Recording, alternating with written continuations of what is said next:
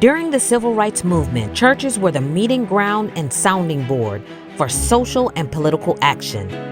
But today in the world, with so much going on, the church seems to be silent on issues like racial disparities and voting rights. Dr. Jamie Callister, senior pastor of Dallas City Temple, leads the effort to fight inequality by joining the community and church leaders to implement strategies that improve the economic, educational, and spiritual conditions of his community. Toussaint Romaine is a public defender, a professor of criminal justice and criminology, and a civil rights leader. Let's talk about the elephant in the room: religion and politics in the church. Welcome to another great episode of The Big E, the elephant in the room. My name is Melissa, and today we will be talking about religion and politics in the church. Yes, this is a very controversial topic, but the Big E thought it was very important to discuss this issue that has been really been a taboo in our community as well as in our churches for quite some time. As you can see our intro, we have some phenomenal guests to really talk about this issue. We have Pastor Jamie Callister, also Dr. Jamie Callister, as well as Toussaint Romaine. These gentlemen are truly advocates, community just strivers, and just really trying to make a difference in our community. So it is with great honor to have them on our platform today. So we're just going to go dive into this conversation. And, just want to just let you guys know, in the early 50s and 60s, Martin Luther King was truly a voice. He was the advocate. He was the freedom fighter and writer for everyone to make a change. But what has happened over these years? Our church has become very silent. We have become just in a place of just very displacement in certain issues that we just feel very maybe even uncomfortable about. But here we're going to dive into it today. So gentlemen, if I may go into this, when do you think the church became so silent when dealing with these issues? Toussaint, if you don't mind, I'll take a stab at it. Thank you, Melissa, for having us on the show. I truly appreciate what you're doing for the work and for advancing and for having these conversations. And your question is quite interesting. And I'll say this, that even when Martin Luther King Jr. was, the drum major for social justice, there were a lot of churches that were, against him for doing that. And they were against him because you're bringing trouble to our congregations. We like the way things that they are. So it was always a minority that was on the front lines doing social justice work. And then I also speak to today. I think that change has even been greater now because churches are comfortable. They want to be comfortable with where they are. That social justice work isn't appealing, or it isn't very something that everybody wants to do. And so they're comfortable and complacent, and they're just like, hey, that's politics is for the world and spiritual things are spiritual things. So that change and that pivot, it's always been there, but it seems to be more blatant today and polarizing in the sense where you have one side that's for justice and the other side that isn't for social justice. Okay, Toussaint, you were going to make some feedback on that? Sure. And but if I can, and thank you again for having us, but if I could take issue with a word you said about me, at least, that I'm a community leader, community advocate. And that struck me in this conversation with your question, because when I go back to Dr. King, I agree with Pastor. He was like, he was that major for the drama. I mean, he was like bringing social change, the arc of the universe, right? He was the voice, but there was a community behind him. Mm-hmm. I didn't really have a community behind me in the work that I've been doing. I find a few folks here or there, but there's really no common unity, right? That brings us together, that helps push us forward. So Dr. King had Black and white and Republican and Democrat. He had the parties supporting him. He had the heart of the nation following him, right? He had a community following him. That's why he ushered in the change that he did. If I can fast forward to your point about why are we so comfortable, I don't think we just became comfortable. I think we started making money, right? Economics was driving the reason to be quiet. Most corporations don't say anything because they know they run a business.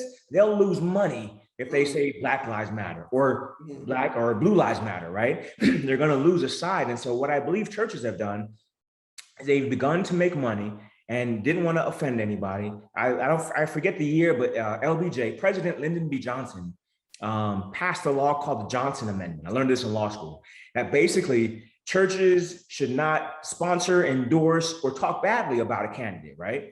So as of today, the IRS, the government says, don't include politics in your church, because if you do, we'll strip you of your 501c3, which means you got to pay all those back taxes and all this other money. It's money with the government as well. And I don't want to keep belaboring this point, but no church has ever been suspended, has its 501c3 suspended for being involved in politics. Not one church, not one church.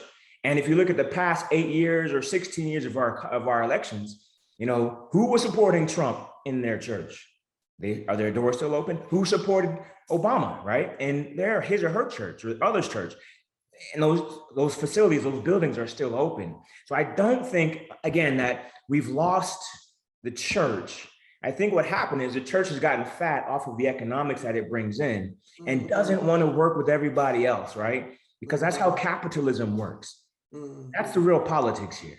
And if churches were able to say, and I'll be quiet, Pastor, after this, if churches were really able to say, I'll work with you and work with you and work with you, that means we're splitting the pie. But that's what Dr. King had back in the day. That's why he was successful. And that's what we need to get back to. Yeah, I 100% agree. Black upward mobility, comfort, and also the fact that we can't ignore this, right? Church is a business, and money and keeping people, appealing to your base and what people like to hear is a part of keeping the church doors open.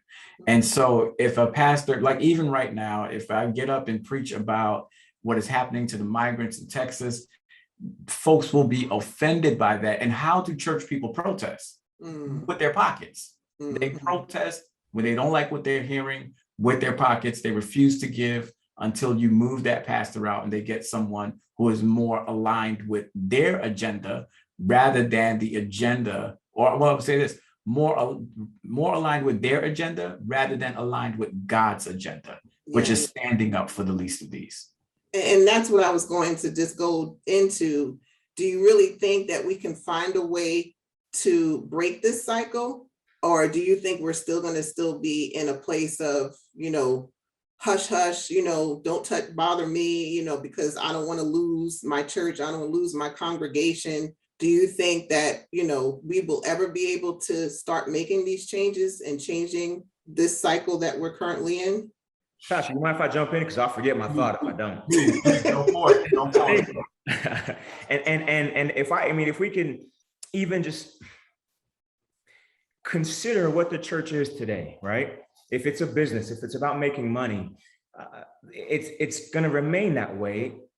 But I think Pastor was hinting at this, and I want to reiterate it, at least, or make it explicit.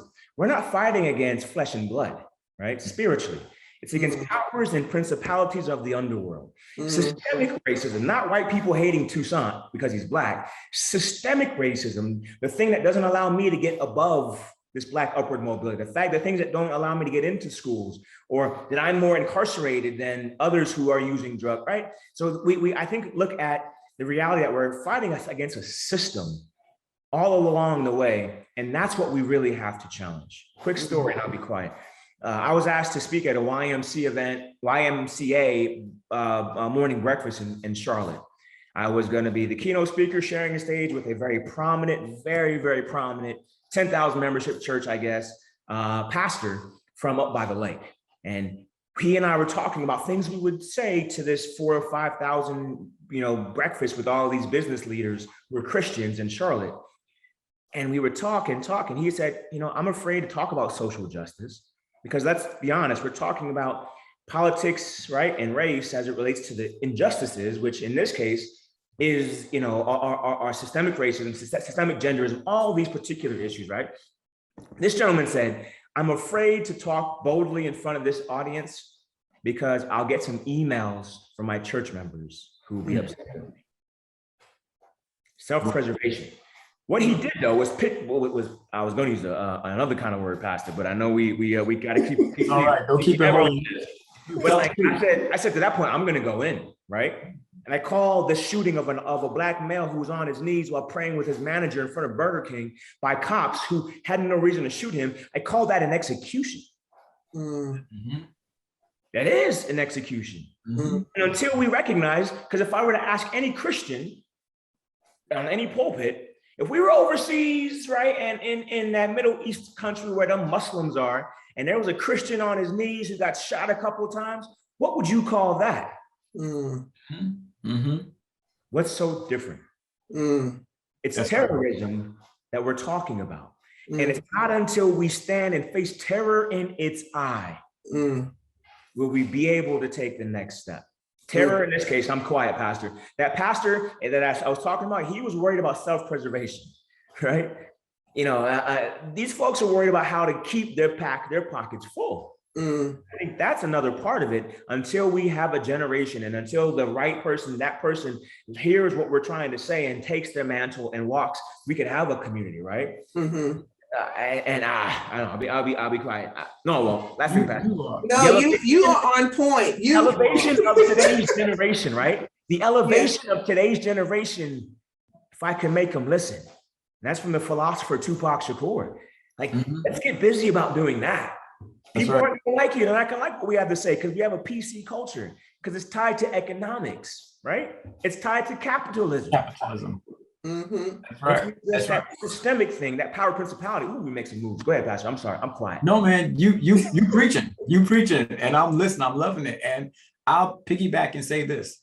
In reference to your question, there will always be prophets of resistance and preachers of the empire. And what do I mean by that? Is that you will always have preachers who will go along and be okay with systemic racism for self-preservation because it keeps their pockets filled, it puts food on their table. But a true prophet of resistance is not afraid or subject to any system, even if it's a religious system. They will speak out against it because they know that God leans on the side of the marginalized. God answers the prayers of those that have been ostracized, right? And for example, as I preached yesterday, I told my members, I said, if you have a roof over your head, you are doing better than Jesus that walked this earth. I said, if Jesus were on this earth, he would be with the Haitians at the border trying to cross over for safety because he was running from Herod. And I also had to tell them that the state colluded with the government to kill Jesus because it was a political crucifixion. Yes. So we can't divorce Jesus's sociology from his spirituality and his anthropology and his biology. And that's the grave mistake that the church has made, is that we spiritualize sin. No, we have to have preachers that are willing to call sin by its name. Taking away healthcare is a sin. The removal of public assistance for food is a sin. If Jesus was in poverty, Jesus would have to depend on SNAP and things like that in order to eat. So let's call not only sin by its name, but sinners, right? Like those that are in, as Tucson brought up, wickedness in high places. We're talking about people in offices that are blatantly ignoring the poor. And so I always use this text, and I'll shut up because I can keep going on.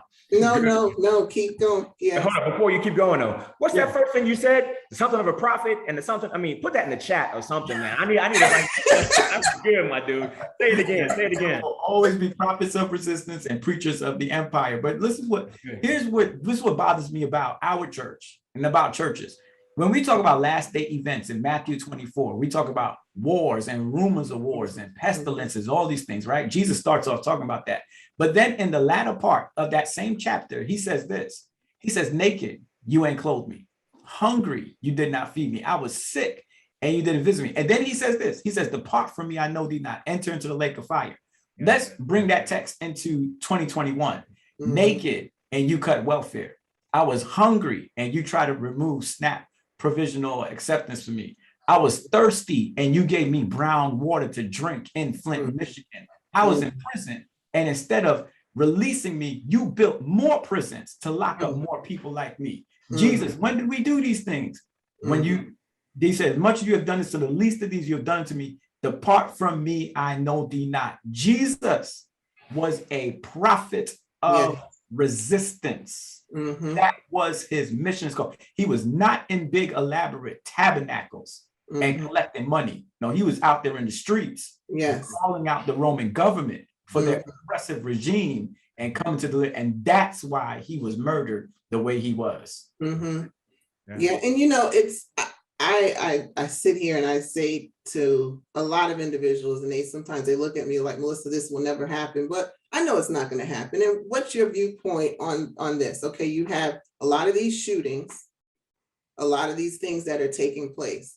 Now you have, and I'm not going to call out names, but you have these individuals that are very well off, and they send the families money, you know, just to, you know, oh, we support it. So their names will say they support it, but they're not the ones on the front line. I think if you had more of them on the front line, I think more people will turn around and start making changes and start being a little bit more proactive.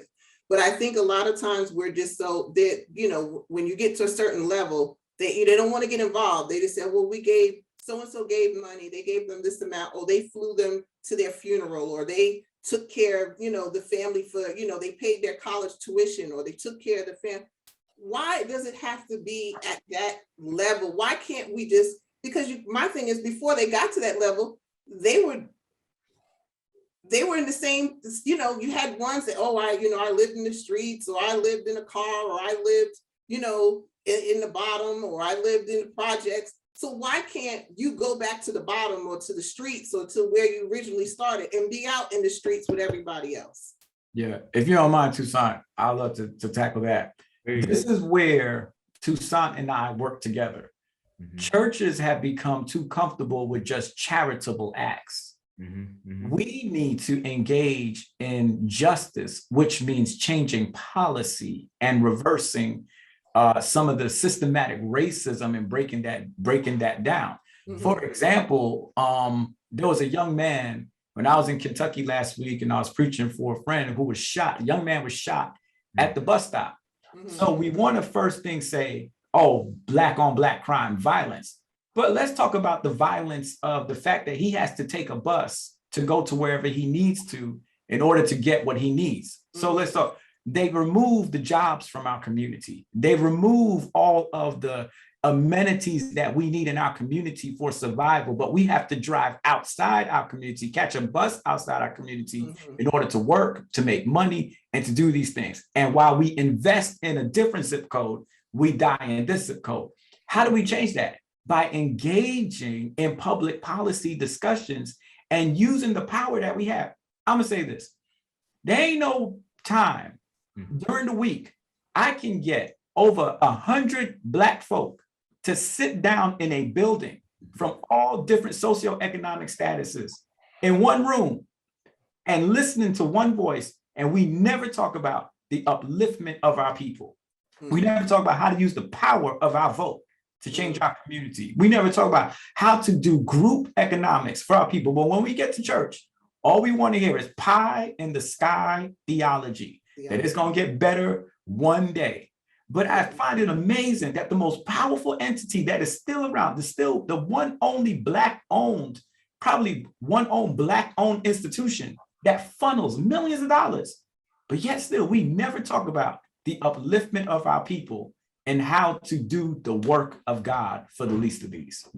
So before we go forward, and I know Toussaint, you have some thoughts, we're just gonna have to go to a quick commercial break. Oh man, I'm just getting good. Jamie I was know, man. We're gonna have to go to a quick commercial break and we will be right back.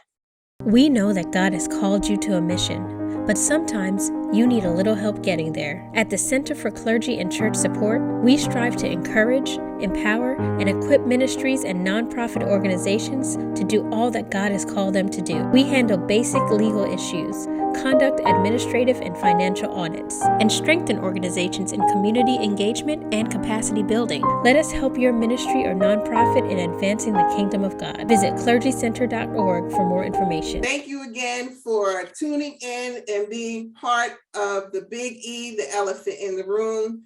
We are talking about religion and politics in the church. We have Pastor Jamie Calazar and Toussaint Romaine. These men are phenomenal, and we are diving in some real issues that are really transpiring in our church as well as in our community. So Toussaint, you were about to go in to respond to what Pastor Calazar was about to say.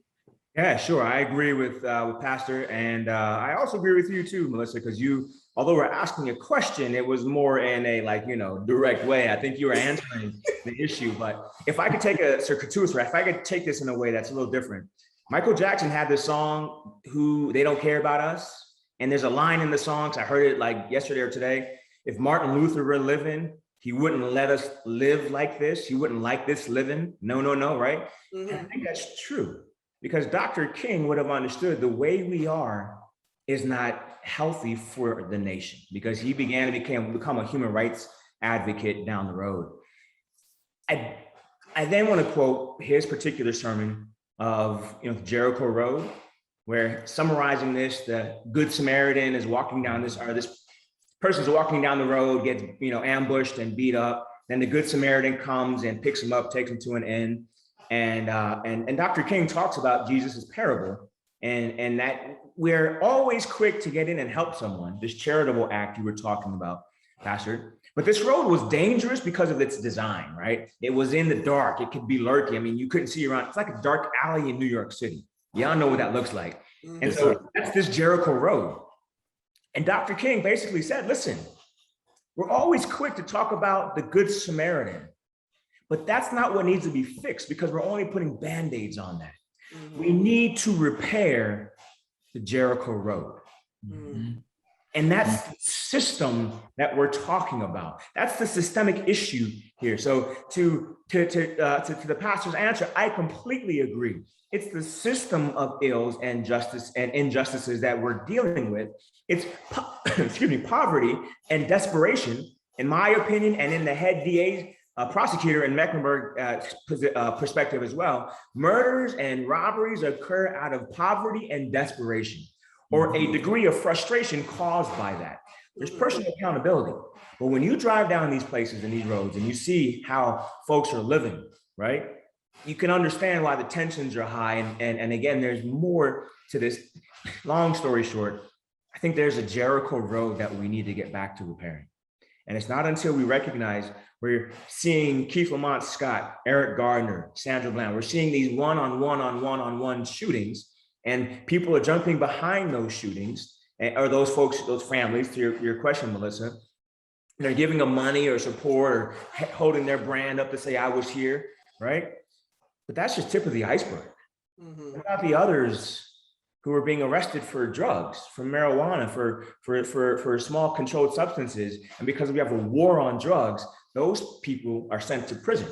But now white kids are also using drugs, maybe we'll call it prescription medicine, right? And they don't need to go to jail. They need to get recovery because they're in a crisis. Maybe we need to understand that the systemic nature, even around drugs, is that if you're Black or brown or even a really poor white person and you have drugs, you're going to prison because they have a war on drugs. But when middle class and upper class white families and people get caught with these same drugs, oh, it's a crisis. We can't put you in jail. We have an opiate crisis and you need rehab and recovery. Mm-hmm. I thought drugs were illegal. And I thought we had a war on drugs, but the answer is we only have a war systemically, poor white, Black and brown folks. Yeah. And until pastors and all of us advocates activists and pastors and others join together, we're not really going to get anywhere. And let me just define this very quickly. I'm not an activist. I can't really claim that. I'm more of an advocate. Advocate is the two Latin words ad and vocate, right? Vocation, ad, to do, to perform. This is my job. This is my life giving. I am an advocate. I've committed my profession to this social and economic justice.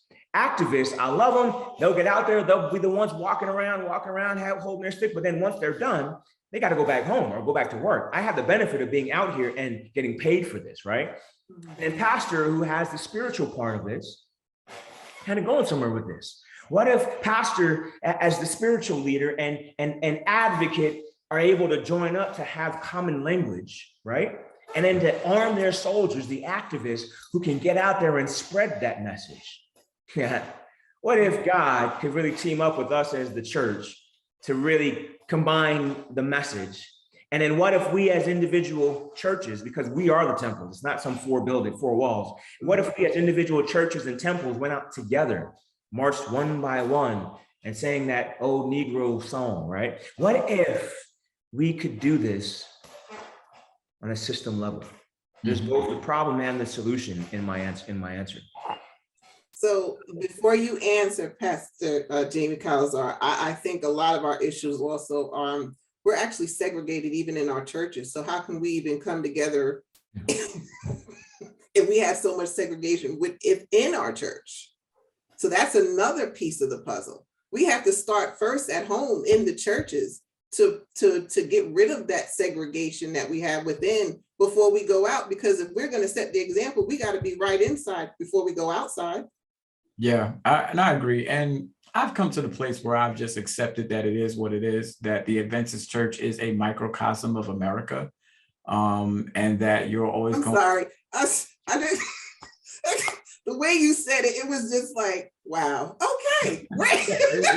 It really reflects. But is it just the Adventist Church? Is it just churches, all of the denominations? Because this is not, this is just broad across all churches. Yeah.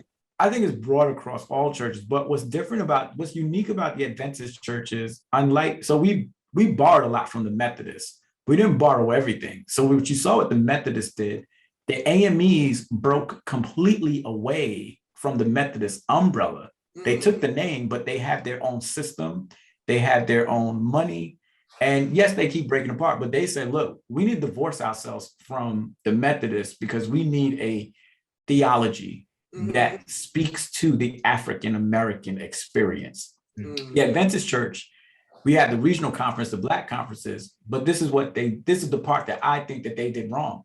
They did not completely break away and say we need a Black Adventist theology. They stayed underneath the umbrella. So I take it as we decided to stay in Master's house and Master gave us a table, but we still using his dishes and forks. So that's why we still have a slaves obey your master theology. That's why we still succumb to giving them our money while they still go ahead and vote. We're not going to ordain women, right? The systematic inequality within the church. I think we should have just said, you know what? We're going to still be Adventists, but we're going to take our money and we're going to take our agenda, just like the same way the AMEs did it. So back to what I was saying before, it is what it is. And I think it's just going to end up staying like that, because also too, when you look at the structure and the colonizers go to Africa and to third world countries, and they're telling people, don't be like those Black Americans. Don't get involved in that social justice stuff. But what's interesting is that this church will invest money in third world countries to change things, but they won't do the same investment here in America. In America, yeah. I'll go on and I'll call it out. I'll call Ted Wilson out. I send him emails all the time. I'm still waiting for him to email me back because I told him we need a truth and reconciliation conference to talk about the systemic racism within the church. But I digress. In regard to what you're saying, yes, you are always going to have the churches of the empire. You're going to have the Paula Whites. You're going to have the Robert Jeffers. You had them even when Jesus walked the earth. They were called the Pharisees and scribes. They were very concerned with keeping the system alive, but not keeping people alive, because the system gave them kickbacks. That's how they were able to get Pilate to work with them to kill Jesus. They could not kill Jesus without sanction from the state, the government. Mhm. And we see this happening today. And that's why I appreciate what Toussaint said, that there's no church that's been closed for endorsing or talking about a candidate. As a matter of fact, I'm down here in Texas. These evangelical churches, they make it known you will vote red. You're not voting any other way. They'll have all their screens red. They will make it known. Black folk, for some reason, we always scared to tell folk this, how to vote morally, how to vote ethically, and how to change the system. I don't know why we're so scared. Maybe it's self-preservation. But I think that as long as this earth exists, there is always going to be that divide of those that are going to fight for justice and those that are going to resist justice, right? And equality and equity. Mm-hmm. Do you have some feedback on that, Toussaint? Yeah, I do. And I agree again with everything what Pastor is saying, but the professor in me wonders if we're kind of missing an underlying theory here, right? Mm-hmm. Let me just break it. So Constantine of Constantinople, that old emperor that had whatever, he back in the, right after Christ died, a couple of centuries after, but he had this issue where people were creating different levels and types of Christianity. And so he created the Creed of Nicaea, or the Nicene Creed, brought all these folks together and put them in this room in Nicaea, where they went through and said, all right, this part is the Bible, and this part, because it's credible and we know its author, this stuff is not credible. And so we have the Bible, right, and the Apocryphy, right, or whatever that other book is, with the Maccabees and all the other stuff. So we have this book that we don't believe in. We have this book that we do believe in. And then what Constantine did is he used that type of Christianity to govern and control the Roman Empire. Mm-hmm. And yet Christ died on the cross, and his spirit, the Parakletos, right, the Holy Spirit, and the indwelling is possible within us. I guess what I'm trying to say, the theory I'm trying to relate to, is that some churches today are using it to govern and control others and make money off of them. But there's the spiritual aspect and the prophetic nature of the church that also exists, right? And so as Pastor was talking earlier, we have those that need to be morally upset and feel the need to justify. He was talking about that prophetic, Christ-centered, spiritual, pushing and urging of the Holy Spirit. Mm-hmm. And he also mentioned all these churches putting up red or blue, let's just call it what it is, or even purple, putting up these colors and saying you will always do. That's more of the Constantine, controlling, governing type of religion. And until we recognize that, again, we don't fight against flesh and blood. It's not an issue. We take up the mantle of the Spirit, right? Mm-hmm. And let God really lead us. Yeah. Pastor Jamie says Toussaint's here. Toussaint is taking over the church because his brother can speak, and I'm sitting down to learn, right? How many pastors were willing to let some stranger come in, a complete stranger, but really be better than them? They'll lose control. What is that the Holy Spirit is saying that needs to happen? Yeah. Well, do you have, so we just want to dive into some of your thoughts. The issue that's going on in Chicago, what is your thoughts on that? Yeah, are you talking about the gun violence? Yes, the gun violence that's going on in Chicago. What, Toussaint? Sorry, I jumped up real quick. I didn't want to. Oh, okay. Yeah, I'm here. I'm hearing everything. I had to get some more water. Yeah, my thoughts are, let's talk about where these guns are coming from. Let's talk about the budget cuts in education. Let's talk about the budget cuts in after school programs. Let's talk about the ineptitude of the Chicago public school programs. And let's talk about the assistance. Let's talk about the fact that we don't make guns in Southside Chicago, right? Who is supplying these guns? Let's get to the root and let's look at what are the policies that are in place. Because here's what the government does and the media does. They will make you hate the people in the hoodies and make you love the people in the suits. Yeah. And we need to acknowledge that there's a big gang that sits in City Hall. That there are gangs that sit in the Senate that work together to collude to keep people subject to racism and to holding them back, rather than sitting down and grappling with the real core issues of why there is so much violence. Where does it come from? And also, let me say this. Violence is learned because this country is a very violent country. Yes. This country was taken by scalping Native Americans. You know, all of a sudden it's like, oh, we don't know about this violence. Why are they so violent? No, we learned violence from somewhere. It came from. We learn it as a young age, especially now the generation with these video games with these kids. You know, they're learning it that way, and they're basically embedding it in them through the video games. Hollywood is violent, right? Yeah, Hollywood, yes.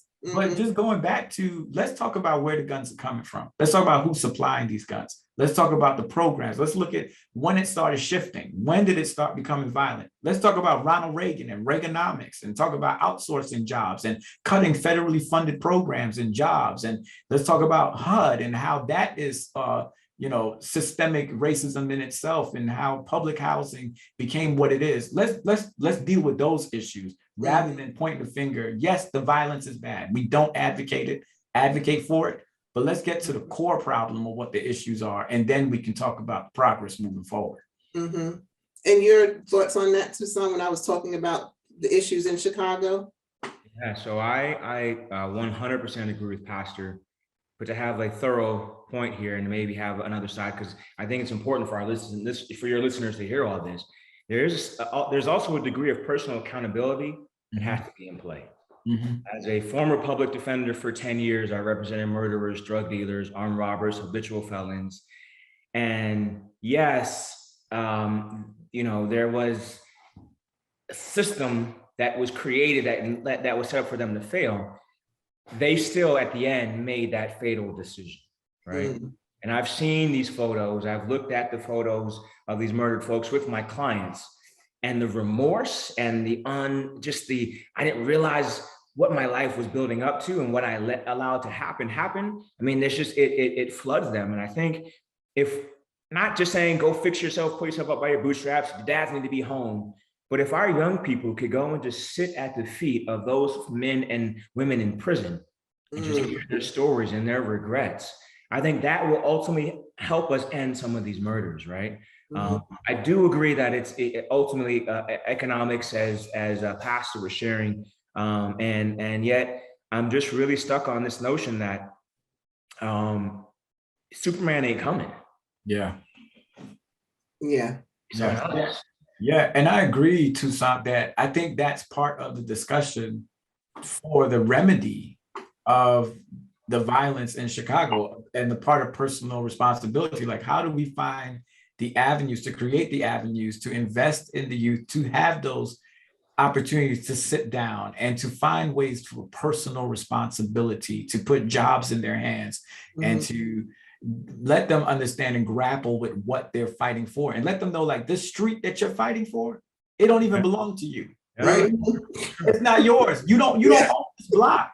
Talk about redirecting that money and buying these houses. So I agree that there's personal responsibility, but there's also social responsibility. That's complex, and we need to spend time with it, not just brush it to the side. Absolutely. And from a systemic nature, real quickly, if I can, criminologists that study the criminal mind have identified this theory called the brutalization theory. That if I'm a father or you're a mother and we're beating our child, one day that child's either going to beat us or beat somebody else, right? When police officers are constantly shooting and killing and beating and maiming Black and brown people, and the system doesn't correct that. When my schools continue to fail me and I don't get advanced with the skills I need to perform at a level, when my healthcare system is really non-existent, when there are no jobs in my environment or in my community, when I keep getting beat and beat and beat by this system, and I have absolutely nothing, but you're feeding me this capitalism through my social media, through TV, through any other method of sharing communication, and eventually I'm going to want what you have. I'm going to be so pissed off because I don't have it. I'm going to take it out on you. Brutalization theory is this idea that society is beating its Black and brown people so badly that poverty is why they're speaking out. Once we find our voice, though, and stop fighting each other and fight together, that's when change happens. But only the church is that principled to lead that effort, in my opinion. I agree. Well, gentlemen, I truly appreciate this conversation. I thank you truly for your transparency and really placing some insight to our community and to our viewers.